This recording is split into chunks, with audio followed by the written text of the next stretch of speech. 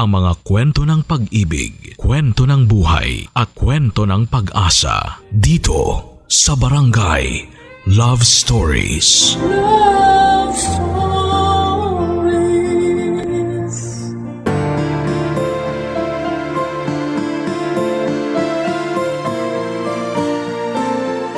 Kapag ang pagkain ay niluto na may pagmamahal, asahan na ito'y masustansya at sagana sa lasa. Ngunit kapag ang kumain ay hindi marunong magpahalaga, hindi pa rin sila makukontento kahit na anong ihain mo sa kanila. Ikaw kabarangay, anong espesyal na putahe ang niluluto mo?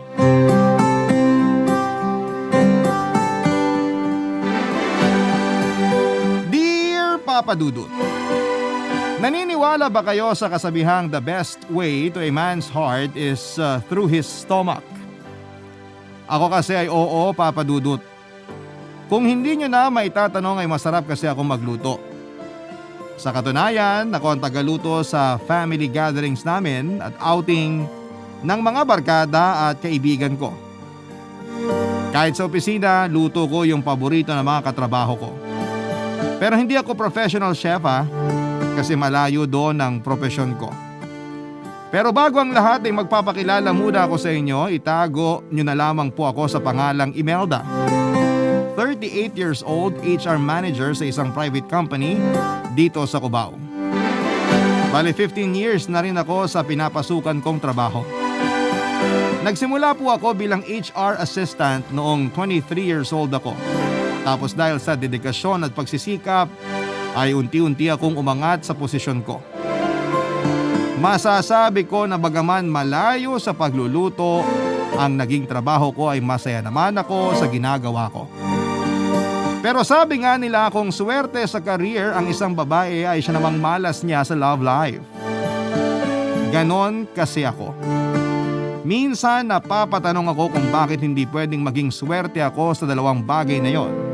Kasi sa pagkakaalam ko ay wala naman akong inaapakang tao, Papa Dudut.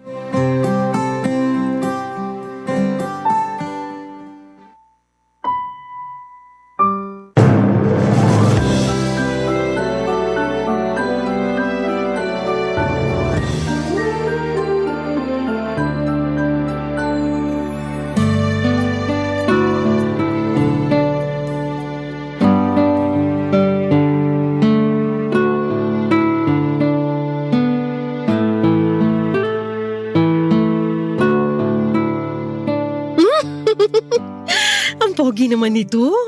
O ito pa, ang ganda ng abs. Oy, Ay, anak na. ng pating. Hindi ako anak ng pating, ha? Nay naman, bakit kasi kayo nang gugulat? Hindi kaya. Ikaw lang yung magugulatin dyan eh. Kapi ka kasi ng kape. Tigilan mo na yon, di ka na bumabata. Alam niyo naman na gasolina ko yung kape.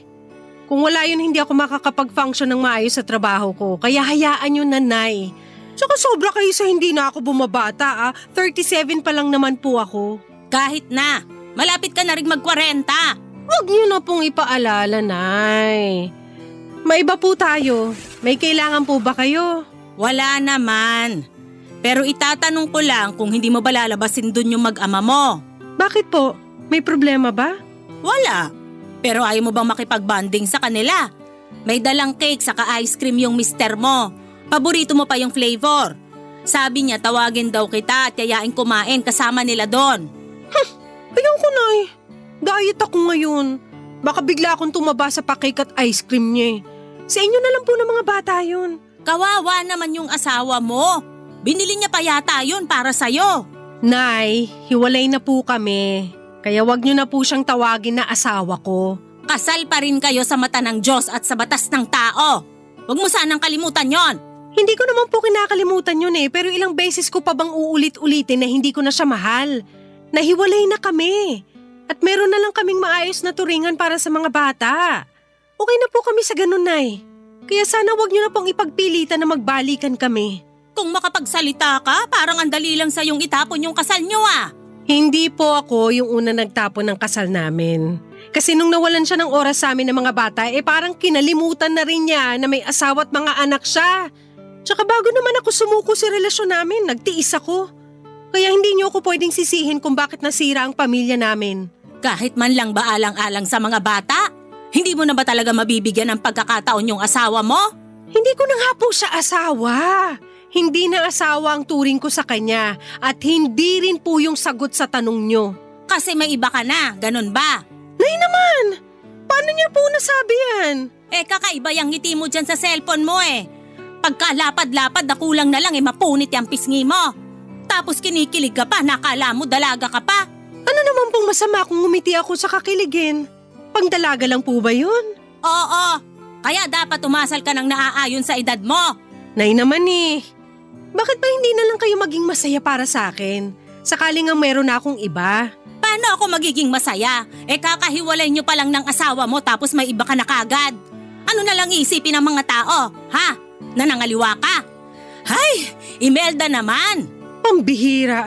Pati ba naman yung iisipin ng iba, problema nyo pa? Marami na nga tayong problema. Huwag mo kong sagutin ng ganyan. Ang akin lang, umayos ka nga. Baka nakakalimutan mo di ka na dalaga. May mga anak ka na. Ngayon, kung ayaw mo na sa asawa mo, huwag ka naman munang maghanap ng iba. Intindihin mo muna yung mga anak mo kasi kailangan ka nila. Kita mo yung panganay mo? Laging hinahanap sa akin yung daddy nila. Hindi ko naman masagot ng derechahan at sabihin hiwalay na kayong mag-asawa kasi paano ka naman sasabihin yon? Sige nga. Inuunti-unti ko naman pong ipaliwanag sa mga anak ko yung sitwasyon. Pero bigyan niyo pa po ako ng time, Nay. Salamat po kasi na-appreciate ko yung pagtingin-tingin niyo sa mga anak ko. Kailangan naman pabayaan ko yung mga bata, apo ko rin sila. Ayun na nga, Nay. Thank you po talaga kasi nandyan kayo. Ay, walang anuman. Pero ayus-ayusin mo nga yung buhay mo. Tigilan mo yung kaka-cellphone mo at lumabas ka doon para makipagbanding sa pamilya mo. Kahit hiwalay na kayong mag-asawa, kailangan pa rin maramdaman ng mga anak nyo na meron silang mga magulang. Sige po, Nay. Lalabas na po. Hiwalay na kami ng ex-husband ko. Ako ang nawala ng gana kasi wala na siyang panahon sa amin ng mga anak niya.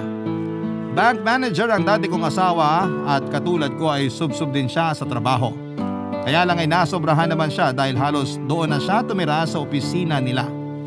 At kahit weekend o holiday ay inuuwi niya sa bahay ang trabaho niya. Siyempre babae ako. May pangangailangan ako sa asawa ko pero hindi na niya maibigay dahil lagi siyang pagod at walang gana. Nung una ay pinagpapasensyahan ko siya at inuunawa. Pero habang tumatagal ay unti-unti na ako nawawala ng pagmamahal sa kanya. Ganon pala yun kapag ikaw na lang yung laging umiintindi, no? Darating yung punto na magsasawa ka na lamang at mapapagod. Kaya naman sinabi ko sa kanya na gusto ko nang makipaghiwalay. Tutol siya at sinabi niyang ayusin namin ang aming relasyon.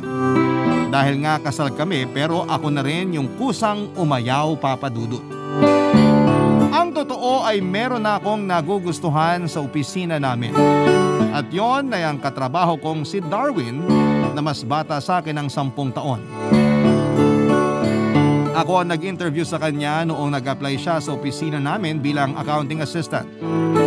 4 na taon pa lang siya sa trabaho pero kinakikitaan na agad siya ng mga big boss ng angking galing.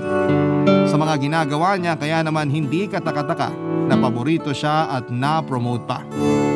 Ako ang nag-aasikaso ng promotion at evaluation ni Darwin. At alam ko sa puso ko na deserving siya kasi masipag naman siyang empleyado. Bukod doon ay mabait din siya at gwapo. Hindi ko na lamang namalaya na pasimple na pala akong kinikilig. Kapag giningitian niya ako o di kaya ay binabate sa tuwing magkakasalubong kami sa hallway. Pakiramdam ko noon ay bumalik ako sa pagiging dalaga, Papa Dudut.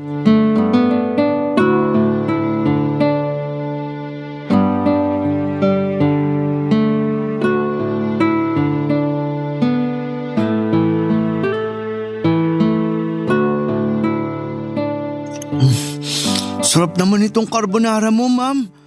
Mukhang mapaparami kain ko ha. Baka maubos ko na to. Okay lang naman na ubusin mo kasi para sa'yo talaga yan. Talaga? Ang swerte ko naman. Alam niyo bang paborito ko to? Hindi, ngayon ko lang nalaman. Sakto pala kasi specialty ko yan at yan talagang niluto ko ngayong birthday mo. Paano niyo po nalaman na birthday ko? Tinatanong pa ba yun? Siyempre, nasa HR ako, kaya malalaman ko talaga. Ay, oo nga pala. Kamuntik ko nang makalimutan. Bakit? Hindi mo ba pinagsasabi na birthday mo ngayon? Hindi eh. Di kasi ako sanay na binabati. Hindi ko alam yung isasagot. Kahit pagpapasalamat kasi parang ang awkward. Eh di hindi pala kita pwedeng batiin ngayon kasi hindi ka sanay. Hala, pwede nyo naman akong batiin. Pero wag nyo lang isisigaw. Mapagbiro ka rin pala, no? Pero ayun nga, gusto ko lang sabihin na happy birthday, Darwin. Thank you, ma'am. Yung totoo, kayo pa lang talaga yung bumati sa akin. Hindi ka pa binati ng family mo? Hindi pa eh. Busy siguro sila o nakalimutan nila. Pero ayos lang naman sa akin. Kasi kaunti lang naman nakakaalam ng birthday ko. Kasama na po kayo doon. Thank you ulit sa greetings, ma'am. Saka rito sa pa-carbonara. Grabe, ang sarap talaga. Walang anuman. Actually, hindi lang naman yan yung kaya kong lutuin eh. Marami pang iba. Gusto mo ba dalhan kita bukas? Ayos lang po ba?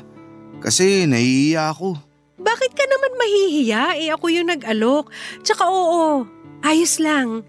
Hindi kasi ako bumibili ng pagkain sa labas eh dahil kaya ko naman magluto para sa sarili ko. Eh madalas may sobra naman kaya dadalhan na lang kita. Makakatipid ka pa sa pagbili-bili ng ulam sa labas. Nakikita kasi kita na dumadaan dun sa may karinderya bago mag-time in. Hindi naman sa sinisiraan ko yung negosyo nila pero nakabili na ako ron at ilang beses nang sumakit yung tiyan ko. Pero matagal na yun. Doon ako nag-decide na ako na lang magluluto ng baon ko. Ikaw ba? Hindi ka pa naman sinasakitan ng tiyan? Hindi pa naman. Mabuti kung ganun, pero dadalan pa rin kita ng ulam. At pang merienda na rin. Pero nakakahiya pa rin kasi. Kasi hindi naman tayo close. Hindi naman sa ganun. Thankful naman ako kasi may isang tao na nagmamalasakit sa akin. Pero ayun lang talaga. Parang kailangan may gawin akong kapalit ng pagiging mabait niyo sa akin. Hindi naman ako humihingi ng kapalit kaya wala kang kailangan gawin. Ay, meron pala. Ano yun? Tanggapin mo tsaka kainin yung mga pagkain na ibibigay ko. Para hindi ako magtampo. Yun lang pala. Siyempre walang masasayang sa mga pagkain ibibigay mo. Lalo na lahat masasarap. Actually, ako rin masarap. Ha? May sinabi ka ba? Sabi ko, ubusin mo na yan. Tapos anong gusto mong lutuin ko bukas? Baka kasi may request ka. Naku, wala naman akong request. Bahala na kayo kung ano yung dadalhin nyo. O sige, ano na lang yung paborito mong ulam? Marami. Ewan ko ba pero pakiramdam ko ay bumalik ako sa pagkadalaga tuwing kausap ko si Darwin Papadudut. Hindi niya kasi pinaparamdam sa akin na mas matanda ako sa kanya. Kumbagay para lamang kaming magkaedad kaya naman hindi ako naiilang sa kanya. Simula nga noon ay napadalas na yung pagdadala ko ng paborito niyang carbonara. Sinasamahan ko pa ng garlic bread at fried chicken. Minsan naman ay mga paborito niyang ulam tulad ng adobo, afritada at minudo ang dinadala ko sa kanya. Natutuwa kasi ako na panoorin siya habang kumakain at sarap na sarap sa mga luto ko. Doon na nga kami lalong naging malapit sa isa't isa ni Darwin Papadudut. Umabot na rin kami sa point na nagte-text and call na kami sa gabi dahil wala namang kaming time makapagkwentuhan ng matagal sa trabaho. Maliban na lamang kung lunch break. Masasabi ko na doon ko siya lalong nakilala. Nalaman ko na solo living lang pala siya at nagrenta ng apartment sa 15th Avenue. Umanga rin ako sa kanya kasi sinusuportahan niya ang pag-aaral ng dalawa niyang kapatid na nasa high school at college. Papadudot, hindi nga nagtagal ay nagkapalagayang loob na nga kami ni Darwin. At mas lalo pang naging malalim ang aming pagsasamahan. Ang aming pagkakaibigang dalawa, Papadudut. Barangay Love Stories. Barangay Love Stories. Sa loob ng 2 linggong pag-uusap namin ni Darwin, ay nahulog na ako sa kanya, Papadudut. Sigurado akong gusto ko na siya, kaya nga kahit kasal pa kami ng asawa ko ay binaliwala ko yon at tinuloy ang nararamdaman ko para sa katrabaho ko. Hindi nga nagtagal ay umamin si Darwin na mahal na niya ako, kaya naman sobrang saya ko, Papa Dudut. Naging kami pero walang nakakaalam.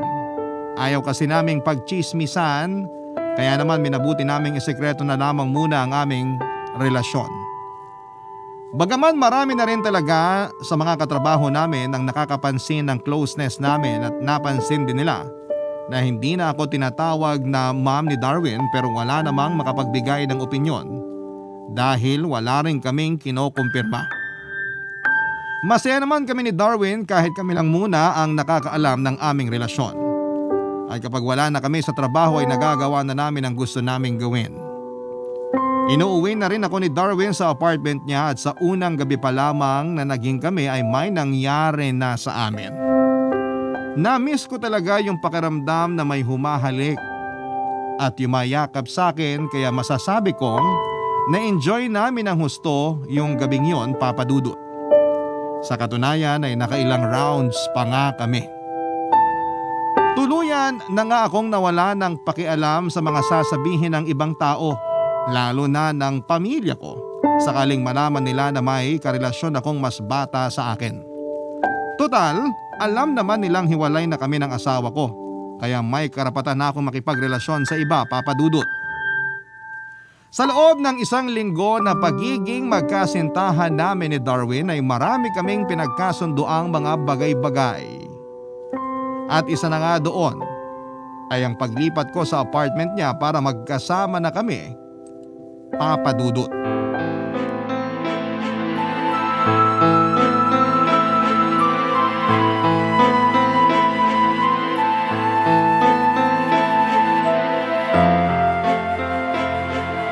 Hoy Imelda! Nasisiraan ka na ba ng ulong babae ka? Kahit na ano pang sabihin nyo, Nay, hindi na po magbabago ang desisyon ko. Excuse po, kukunin ko pa yung ibang gamit ko dyan sa cabinet. Nakaharang po kayo. Abay, sira ulo pala talaga to eh! Aray ko naman, Nay! Bakit po kayo namalo? Sigurado ka naman talagang iiwanan mo yung mga anak mo para makisama sa lalaking mas bata sa'yo ng 10 taon? Sigurado na po ako na gusto kong tumira kasama si Darwin. Tsaka wala naman pong problema kung mas bata sa akin si Darwin ng 10 taon. Nagmamahalan po kami, Nay. Sana po maintindihan niyo yun. Kahit anong paliwanag mo, hindi ko kayang intindihin yung katwiran mo. Eh dito lang naman kayo nagkakilala, di ba? Matagal na kami magkakilala ni Darwin pero ngayon lang kami naging close. Hindi naman namin kasalanan kung nagkagustuhan kami at ngayon gusto na naming magsama sa iisang bubong. Nagmamahalan kami, Nay. Huwag niyo naman pong ipagkait sa akin yung karapatan kong mahalin at magmahal ulit. Wala akong pinagkakait sa'yo, Imelda. Hindi lang ako makapaniwala na iiwanan mong mga anak mo para lang sa lalaking yon.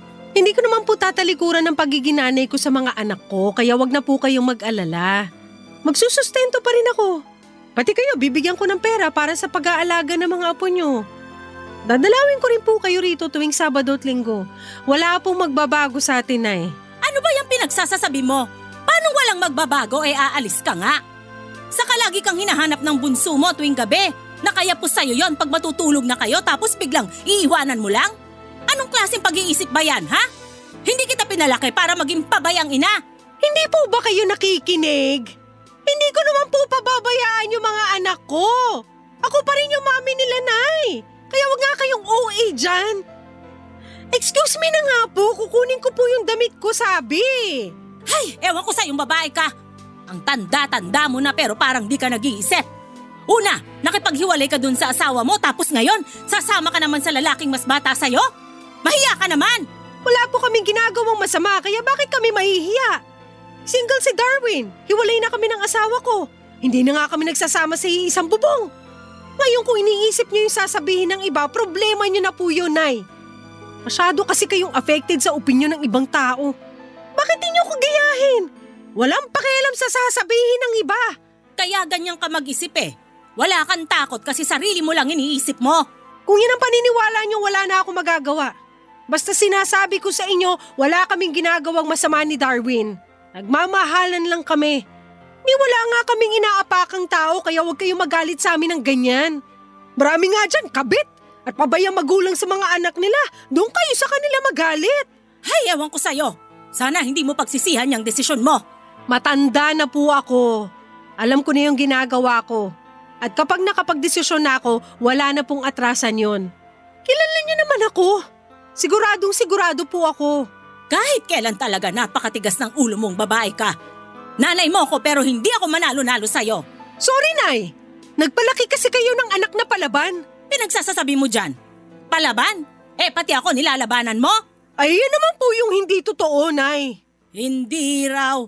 Kita mo nga kung sagot-sagutin mo ako. Akala mo di ka nang galing sa matris ko? Sumasakit ulo ko sa'yo. Kahit na ano pang sabihin ng nanay ko ay hindi na niya mababago ang desisyon kong tumira kasama si Darwin.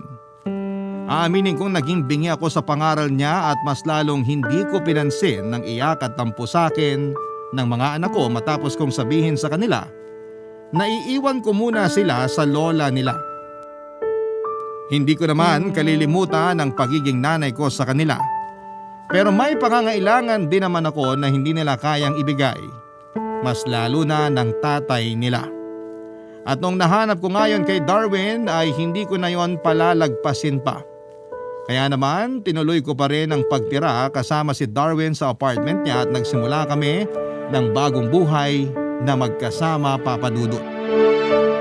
Galit na galit sa akin ang dati kong asawa nang malaman niyang may kinakasama na ako. Pero wala na rin namang nagawa ang galit niyang yon kasi desidido na akong ayoko nang makipagbalikan pa sa kanya. Sinabihan ko pa nga siya na kung gusto niyang humanap ng iba para patas na kami ay gawin na niya. Kasi hindi ko naman siya pipigilan pero alam ko na mas mahal niya ang trabaho niya. Kaya dapat nung una pa lamang ayun na lang ang pinakasalan niya. Sa huli na pagkasunduan naming magsusustento na lamang siya sa mga anak namin. Hindi ko pa rin naman siya tinanggalan ng karapatan sa mga bata.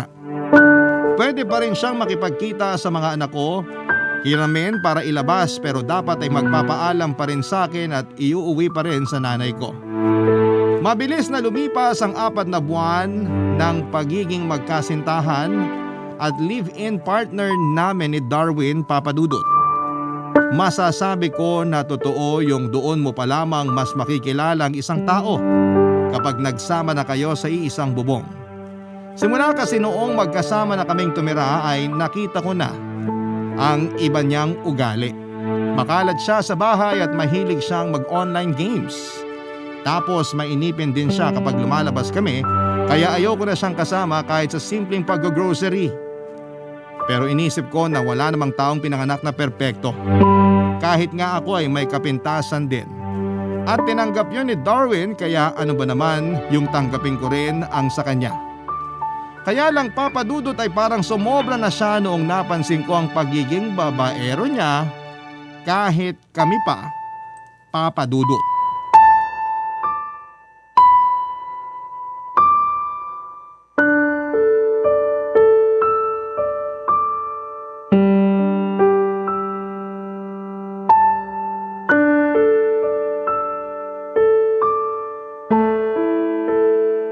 Uy, ang sexy naman ito. Teka, pusuan ko nga. Sinong pupusuan mo dyan? Ano ka ba naman, Imelda? Bakit nanggugulat ka? At bakit ka nagulat? Malamang, wala ka naman dyan kanina. Di ba sabi mo maglilinis ka ng banyo? Oo nga, katatapos ko lang. Kita mo naman tong damit ko, di ba? Basang-basa ng pawis. Pagod na pagod ako doon tapos ikaw pa relax-relax ka lang dito sa sofa. Sobra ka naman. Kauupo ko lang kaya. At anong ginawa mo? Hinango ko yung mga sinampay natin dun sa labas. Ayan oh, nakatambak pa nga sa tabi ko kasi tutupiin ko. O bakit mas inuna mo pa yung pagse-cellphone mo at pagpuso sa kung sino-sino bago magtupi? Alam mo namang hindi ako maayos magtupi ng damit. Baka ending yan, ulitin mo lang mga tinupi ko. Doble trabaho pa. Saka grabe ka naman makapagsalita. Wala kaya akong pinupusuan na kung sino-sino. Wala raw. Nakikita ko kaya yung mga babae na pinupusuan mo sa Facebook. Paano mo nakikita? Paano ko nakikita? Makikita ko talaga kasi nakapublic yung mga picture ng mga babaeng yon. Tapos nagugulat na lang ako, nakapuso ka na ron. Wala naman sigurong masama na humanga. Wala nga masama pero sana naisip mo ko. Saan ba papunta yung usapan na to? Eh di saan pa ba? Sa dapat nating tumbukin. Hindi mo na naisip ko anong mararamdaman ko? Siguro nga baka nag-uusap na kayo ng mga babaeng yun sa private message nang hindi ko nalalaman eh. Aminin mo na! Hoy Imelda, wala akong ginagawang masama ah. Wala akong kausap na kung sino. Talaga lang ah. Kung ayaw mong maniwala, edi wag. Hindi kita pinipilit. Pero sinasabi ko sa'yo na malinis ang konsensya ko. Saka paano ko yung gagawin, isyota kita. Hindi ako ganun kagago. Dapat lang kasi ayoko sa lahat yung niloloko ko. Tsaka wag mo na rin subukan magloko. Kasi kahit anong tago mo ay malalaman ko pa rin yan. Kilala mo naman ako, Darwin. Tinatakot mo ba ako? Hindi, pero sinasabi ko lang yung totoo. Tinatakot mo ako eh. Akala mo siguro matatakot mo ako. Pwes mali ka.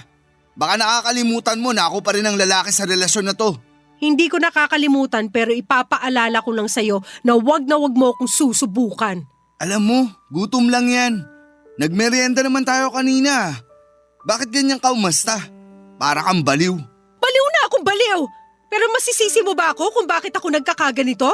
Eh bakit ka nga kasi nagkakaganyan? Tinatanong mo pa talaga? Siyempre! Natatakot ako na baka ipagpalit mo lang ako basta-basta. At bakit ko naman gagawin yun? Sige nga. Hindi ko rin alam. Oh, kita mo na? Praning ka lang. Dinamay mo pa ako sa kapraningan mo. Ewan ko sa'yo. O, saan ka pupunta? Diyan sa labas, magyoyosi. Nakakapikon ka eh. Mabuti pa, tupiin mo na yung damit natin. Tapos magluto ka na rin ng hapunan natin. Gusto ko pagkaubos ng yosi ko, kakain na tayo ha. Sobra ka na talaga. Ano palagay mo sa akin? Katulong mo? Bakit, may angal ka? Wala. Yun naman pala eh. Parang ewan.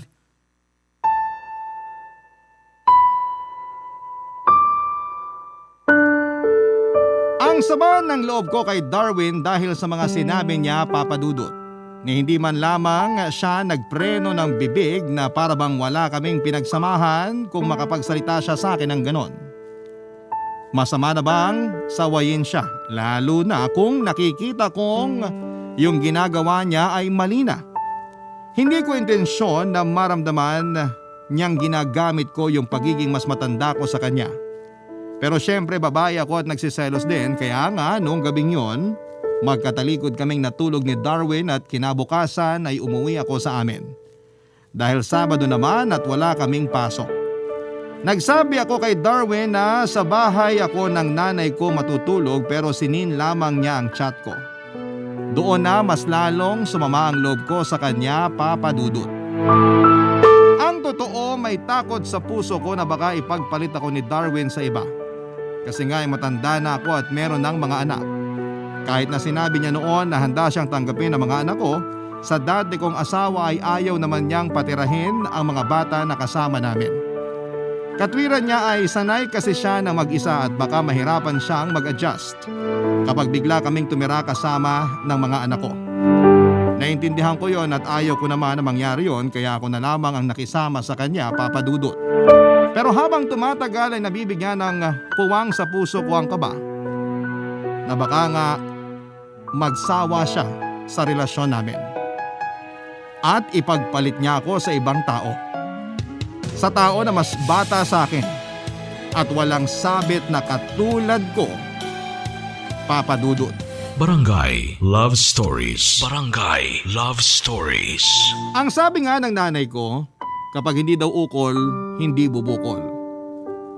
Ibig sabihin, kahit na anong pilit mo, kung hindi para sa iyo ang isang bagay, ay hindi ito mapapasayo. At nangyari yon nang magpatuloy ang lamat sa relasyon namin ni Darwin. Simula kasi noong kumprontahin ko siya tungkol sa pagiging babaero niya ay nanlamig na siya sa akin, Papa Dudut. At kahit na anong suyo ko o luto ko ng paborito niyang pagkain tulad ng carbonara, ay hindi ko na talaga makuha ang loob niya. Muling nagbalik ang matinding takot at pag-aalala sa dibdib ko na baka mawala sa akin si Darwin. Ang hirap lang kasi kung kailan mahal na mahal ko na siya, ay saka naman biglang nagkagano ng relasyon naming dalawa. Sa pagkakaalam ko ay wala akong ginawang hindi niya gusto. Pinagsilbihan ko siya, pinagluto, pinaglinis ng apartment at kalahati ng sweldo ko ay ibinigay ko sa kanya. para may maipadala siya sa pamilya niya sa probinsya. Minsan na kasi siyang nagreklamo sa akin na hindi niya ma-enjoy ang sweldo niya kasi nauubos lamang sa pagpapadala. Kaya naman ang sabi ko ay sige, ako na ang bahala sa bagay na yon. At dahil mas malaki naman ang sahod ko sa kanya ay ako na rin ang nagbabayad ng upa sa apartment at bills sa tubig at kuryente. Share naman kami sa pagkain pero mas malaki ang ambag ko. Bukod doon ay binilhan ko rin siya ng mga mamahaling regalo katulad ng pangarap niyang sapatos at relos. Pero kahit ibigay mo na pala ang lahat sa isang tao ay hindi pa rin yon magiging sapat sa kanya kapag nawala na ang pagmamahal niya para sa'yo. At napatunayan ko ngayon, nang isang umaga ay may ipinagtapat sa akin si Darwin Papadudut.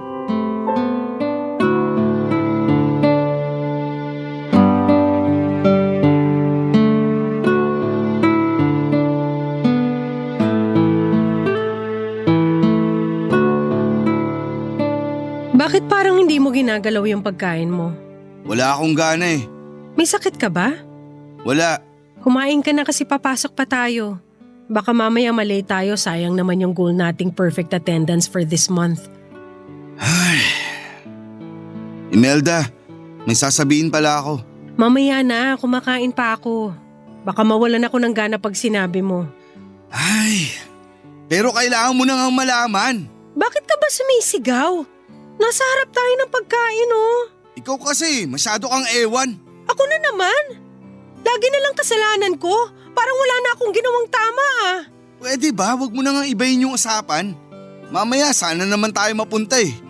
May gusto lang akong sabihin na dapat matagal ko nang sinabi. Sige, ano ba yon? Sabihin mo na nga. Maghiwalay na tayo. Ha? Sabi ko, maghiwalay na tayo. Joke ba yan? Kasi kung oo, pues hindi nakakatawa. Pwede ba tigilan mo nga ako umagang-umaga? Mukha ba ako nagbibiro? Aba, malay ko sa'yo kung anong trip mo. Wala akong trip. Hindi rin ako nagbibiro. Seryoso ako na gusto ko nang makipaghiwalay sa'yo. Pero bakit? Kasi ayoko na. Narealize ko na hindi ko pala kayang makisama sa'yo. Kasi masyado kang nakakasakal. Anong ginawa ko para masakal ka? Marami. Bantay sarado mo lahat ng ginagawa ko rito. Gusto mo lagi kitang tinutulungan sa mga paglilinis. Kita mo ang pagod yung tao. Pagod din naman ako pero kailangan may maghugas ng mga pinggan, magsaing, magluto ng ulam para may kainin tayo. Bakit kasi kailangan pa magluto? Pwede naman tayong umorder o bumili sa labas ng luto na. Dami mong alam eh. Saka dagdag hugasin lang yun. Gusto mo pa ako yung maghugas sa mga pinaglutuan mo? Bakit bibili sa labas kung mas masarap pa sa mga luto nila yung luto ko? Tsaka nakikipaghiwalay ka ba kasi ayaw mo maghugas ng mga pinggan? Hindi lang naman yun. Marami pang iba. Diba? Sabi ko nga sa'yo nakakasakal ka. Di sige. Sabihin mo ano ba yung ibang yun? Ayoko rin sa ugali mo yung lagi mong binabantayan yung Facebook ko. Lagi mong sinisita yung mga nilalike at pinupusuan ko kahit di naman dapat. Paanong hindi sisitahin? Puro mga sexy na babae yung nilalike at pinupusuan mo. Tapos nakikita pa kita nag-comment ng kung ano-ano. Masama bang magandahan sa kanila? Maganda naman talaga sila. Siguro insecure ka sa kanila kaya ganyan ka mag-react no? Anong sinabi mo? Sabi ko, insecure ka kasi di hamak na mas maganda sila at mas sexy kaysa sa'yo. Bakit ka nananampal? Tinatanong mo pa talaga para kang baliw dyan. Kabaliwan na ba yung pagsasabi ng totoo? Di ba natatakot ka na baka ipagpalit kita sa kanila? Kasi nga insecure ka sa kanila. Tumigil ka na! Nakakasakit ka na, Darwin! Kapal naman ang mukha mong sabihin sa akin yung mga bagay na yan. Akala mo kung sino ka! Kaya nga tapusin na natin to. Ayoko na sa'yo. Hindi na kita mahal. Kung makapagsalita ka parang wala tayong pinagsamaan ah. Ganun na lang ba kadali sa'yo na itapon yung relasyon natin? Huwag ka nang maraming sinasabi. Saka minahal naman kita. Pero ngayon nagpapakatotoo lang ako. Gusto ko nang makawala sa'yo at sa relasyon natin. Kaya kung pwede lang tapusin na natin to. Ayoko na, Imelda. Please lang. Intindihin mo sana.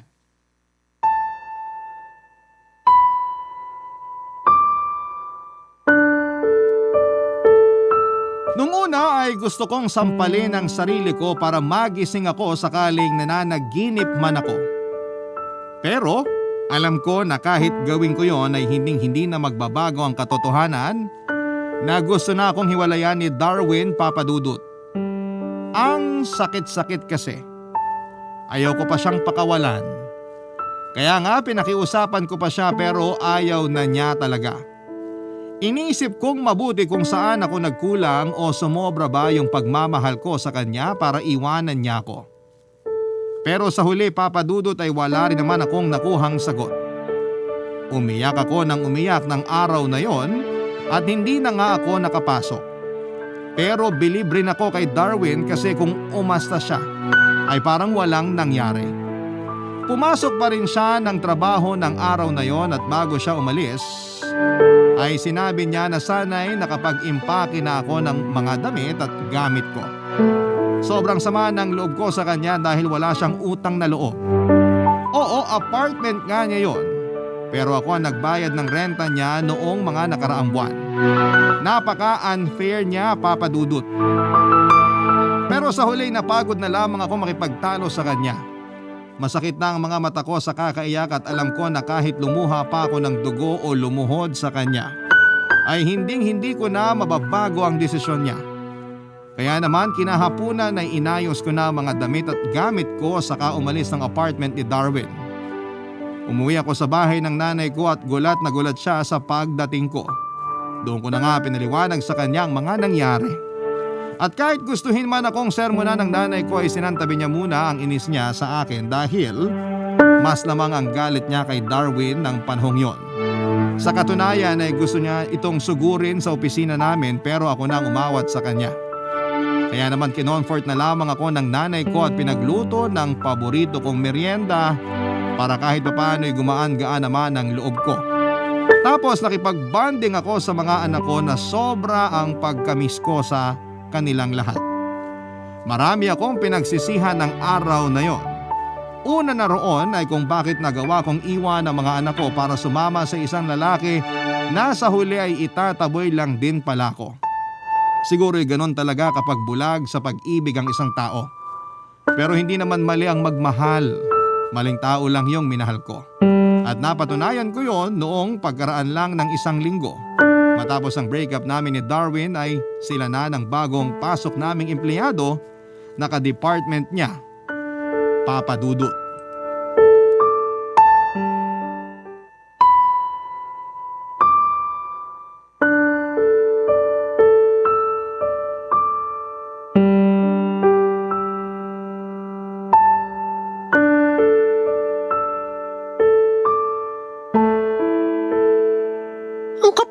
Niya, Nay? Paano niya nagawa sa akin yun? Ikaw na yung may sabi, makapalang mukha niya. Isang linggo pa lang kaming hiwalay pero nakahanap na siya ng iba. Ganun ba ako kadaling palitan? Sabihin niyo nga, Nay, para malaman ko. Siyempre hindi. Siraulo lang talaga yung lalaki na yon. Masyadong malandi. Alam mo, tingin ko kaya yun nakipaghiwalay sa'yo kasi may iba na yung pinopormahan. O tapos, ayan, may bago na agad girlfriend. Hindi ko lang po matanggap kasi minahal ko siya. Hanggang ngayon, mahal na mahal ko pa rin siya. Pero bakit parang andali naman niyang kalimutan yung pinagsamahan namin? Ay, nak, kung ako sa'yo, hayaan mo na lang sila. Kung doon sila masaya, edi bahala sila. Buti nga yung ngayon palang nalaman mo na yung tunay na kulay ng lalaking yon. Halata naman na ginamit ka lang niya at pinerahan. Kilala niyo ako. Mabait akong tao. Mapagbigay ako at kahit kailan hindi ako nagbilang. Ang gusto ko lang naman ay mahalin niya ako. Maging tapat siya sa relasyon namin at i-assure niya ako. Pero hindi po yun ang ginawa niya, Nay. Tapos ngayon parang napakawalang respeto niya kasi may iba na agad siya. Hindi mo naman mapipigilan yung lalaking yun na humanap ng iba eh. Kasi kung totoong mahal ka niya, di niya yun gagawin sa'yo. Saka may mali ka rin kasi masyado mong binigay sa kanya ang lahat. Biruin mo, sinagot mo pagbabayad ng apartment niya, pati pagpapadala sa pamilya niya dun sa Iloilo ka mo. Tapos dami mo ring biniling mamahaling gamit sa kanya, pero hindi ka pa rin niya pinahalagahan. Kung hindi ba naman talaga makapalang mukha nun at malandi? Hindi ko na po naisip yung mga bagay na yon kasi nga mahal ko siya. Opo, mali rin ako kasi akala ko pag binigay ko sa kanya yung mga bagay na gusto niya, pag naging mas mabait at maunawain ako, hindi niya ako iiwan. Pero lahat ng yun wala rin palang kasiguraduhan. Iniwan niya pa rin ako at pinagpalit sa iba.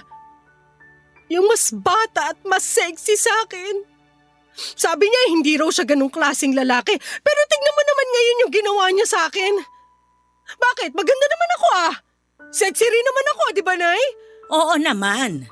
Kaya nga wag mong hayaan na mabaliw ka lang nang dahil sa Darwin na yon. Ano, sila lang masaya tapos ikaw luhaan dyan?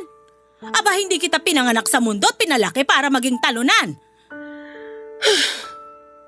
Pero hindi ko pa po kaya lalo na pag nakikita ko sila naglalandian sa opisina namin. Nasasaktan po ako. Naiinggit po ako sa kanila, Nay. Ako sana yung babaeng kasama niya at hindi iba. Hindi mo nga pwedeng pilitin yung tao kung ayaw na niya sa'yo.